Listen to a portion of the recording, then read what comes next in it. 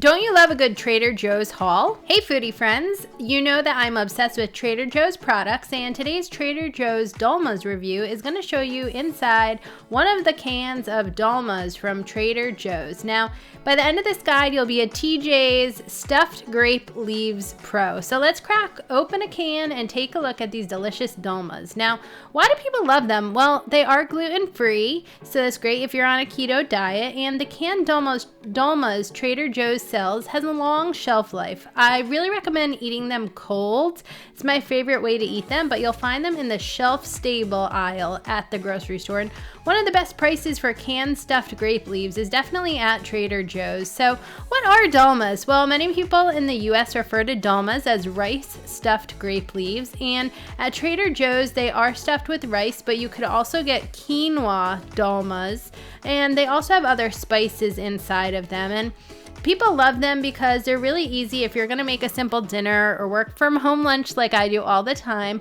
you could just make something really simple. So you could, make a steak or a chicken dinner and then serve it with some vegetables and a couple dolmas. You could make like a Mediterranean food platter. They taste really good with hummus and Greek feta and all those types of Mediterranean flavors. Aren't they so good?